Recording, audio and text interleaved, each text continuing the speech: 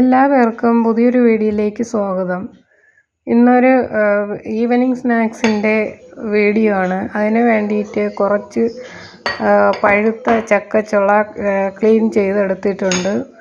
അതിലേക്ക് ഒരു 4-5 അല്ലി ഏലക്ക തോല് പൊളിച്ചെടുത്തു, കുറച്ച് ജീരകം എടുത്തു, കുറച്ച് തേങ്ങയും 1 കപ്പ് റവയും എടുത്തിട്ടുണ്ട്.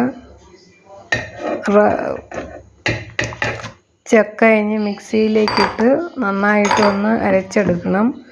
അതിലേക്ക് ജീരകവും തൊലി കളഞ്ഞു വെച്ച ഏലക്കായും കൂടി ഇട്ട് കൊടുക്കാം. നന്നായിട്ടൊന്ന് അരച്ചെടുക്കാം. നന്നായിട്ട് അരച്ചെടുത്തിട്ടുണ്ട്. നല്ലപോലെ അരഞ്ഞെടുത്തിട്ടുണ്ട്.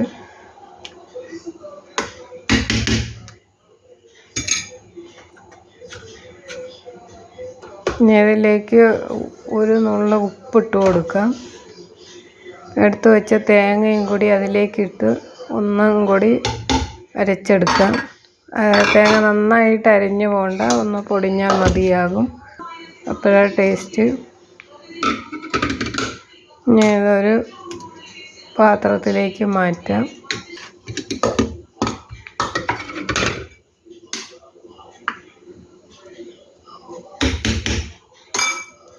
പാത്രത്തിലേക്ക് ഇട്ട് കൊടുത്തു.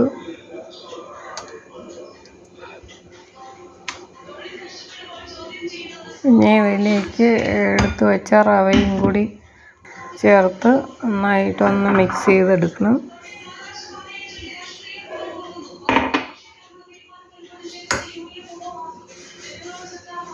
റവയും കൂടി വറുത്ത റവയാണ് എടുത്തിട്ടുള്ളത്. റവയും കൂടി നന്നായിട്ടൊന്ന് മിക്സ് ചെയ്തെടുക്കുക. തീരെ വെള്ളം ചേർത്തിട്ടില്ല. ശർക്കരയോ പഞ്ചസാരയോ ഒന്നും ചേർക്കുന്നില്ല. എങ്കിലും ഇങ്ങനെ ചെയ്യുമ്പോൾ നല്ല ടേസ്റ്റാണ്.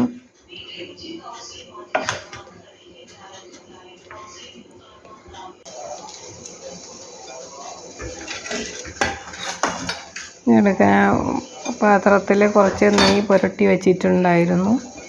ഇത് ഒരുമിച്ച് ഒരു പാത്രത്തിൽ ഒഴിച്ച് വയ്ക്കുകയോ അല്ലെങ്കിൽ ഇതുപോലെ ചെറുതായിട്ട് എടുക്കുകയോ ചെയ്യാവുന്നതാണ്.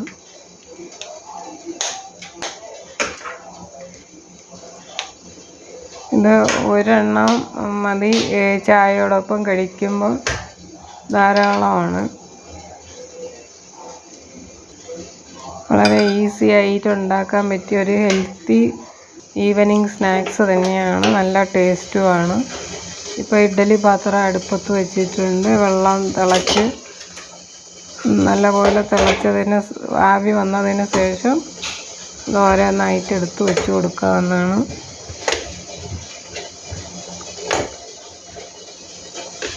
ഇപ്പോൾ എല്ലാം എടുത്ത് വച്ചിട്ടുണ്ട്. ഇനി ഹൈ ഫ്ലെയിമിൽ വെച്ച് ഒരു 5 മിനിറ്റ് വെച്ച ശേഷം ഒരു 20 മിനിറ്റ് ലോ ഫ്ലെയിമിൽ വെച്ചാൽ മതിയാകും. 20 മിനിറ്റ് കഴിഞ്ഞിട്ടുണ്ട്.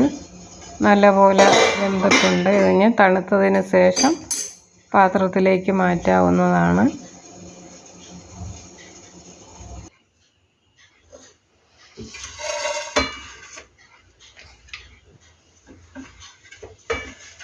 അപ്പോൾ നല്ലപോലെ തണുത്തിട്ടുണ്ട്. ഇതിന് ഒരു പാത്രത്തിലേക്ക് മാറ്റാം. ഇത് അധികം വന്ന മാവ് ഞാനൊരു ബൗളിലേക്ക് എടുത്തതാണ്.